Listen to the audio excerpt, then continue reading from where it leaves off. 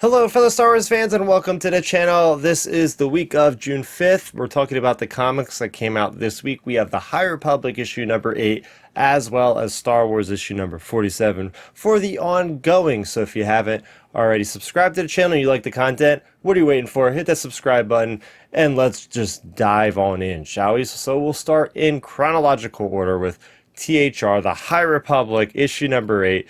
This is The Haunted, Chapter 4, Baron Bulan, of course, written by Keeve Scott with artwork by Jim Toe. And last we left off, the Akumbi child that was being watched over by Skier has been kidnapped by a Child of the Storm, which is working for Bulan and taking her back. But we have Lorna D, who had a tracker on this very child for some reason, and that has brought the crew to this ship, and they infiltrate the ship. But the issue is not everybody can go to that ship, because we all know that Baron Bulan is the head of the scientific division of the Nile, and he has been experimenting on the Nameless, taking them apart, putting them back together. So obviously Keeve Trennis and Orbelin, these guys, Tarek and Sarek, they can't even go anywhere near that ship, because they'll just go into crisis mode, as all the Jedi and the Force sensitives do. So you have Skier, interestingly, who can go there because of that Malfax syndrome he's got. But you also have Lorna D, and you have Tay Sarek, right? They have all gone aboard, and they're investigating, figuring out where this girl is. And meanwhile, they're seeing all these horribly stasis, like dissected, Nameless, split in half. It's absolutely horrifying, and I love it because it really shows this side of Star Wars that is just something we don't see a lot of. It's just a horror side, very grotesque, gory stuff going on here. But yes, they end up finding her, they track her down, and then you have this big battle between some of the children of the storm, and then you have Baron Bulan, and Lorna D sets off an explosion, but they manage to get out of there okay. I think Bulan's still alive. So that is basically what happens for the most part. One quick line I really liked about this is something being compared to as easy as, a Rathtar Derby. It's that good old saying that we get around here. It's the Star Wars version of that. So I thought that was pretty good. Great writing by Keeve Scott as always.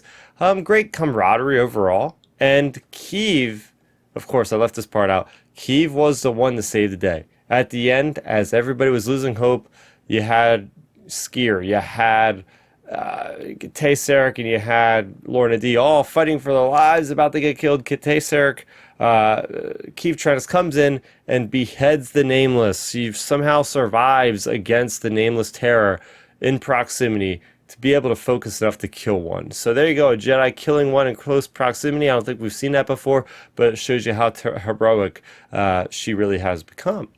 All right, next one we're going to talk about is Star Wars. Oh no, did I just totally show the wrong one? Well, if I showed the wrong issue, this was issue number 8 of the High Republic. This is issue number 47 of Star Wars, and this is the Trial of Lando Calrissian Part 4 sentencing. We have finally gotten to the end, guys. This is, of course, written by Charles Soule with Madabek Musabekov on the art. And yes, we got an opening here where Lando is being maybe poisoned to death, being assassinated, and it all goes into the end here of what happens in this issue. But basically, long story short, Mon Mothma has been rescued by from these Skarabi mercenaries.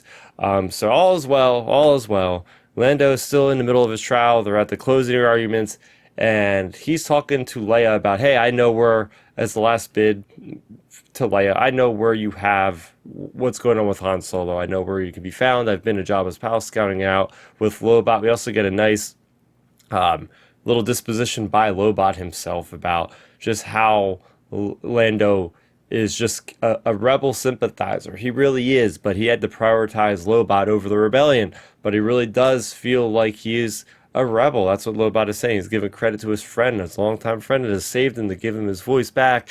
And Lobot is going to be going around, is going to be protected by Leia in the end, right? All this stuff. We see this come into play later on in the future books, like Last Stand and all that kind of thing. Or Last Shot, sorry.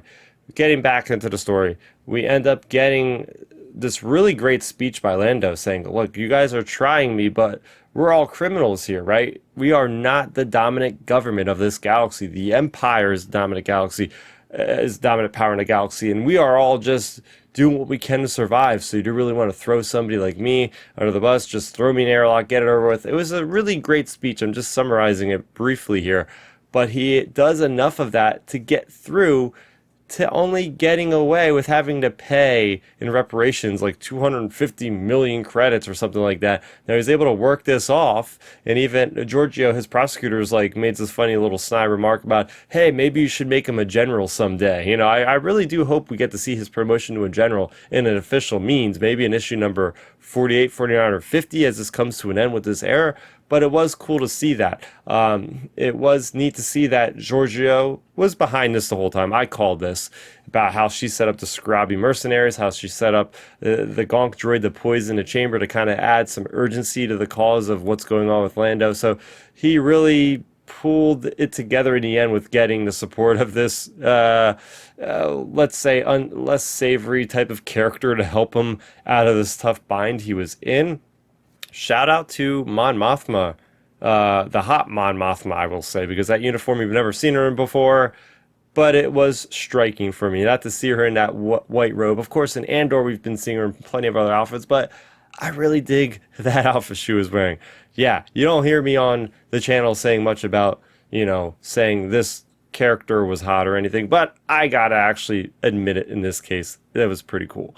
But besides that, that was what happened in issue number 47. We are now done and over with this storyline, moving, I would guess, into the last storyline in this era of the Star Wars ongoing in between Empire and Return of the Jedi. But what did you think about these two issues? Let me know in the comment section down below. As always, every Wednesday at 9 p.m. Eastern, I'm over on the Star Wars Underworld's YouTube channel chatting with Matthew on our Tractor Beam weekly show where we break down these comics in even more detail and lively discussion. So join us there every week. But other than that, make sure you also subscribe here. And that's going to do it for me this week.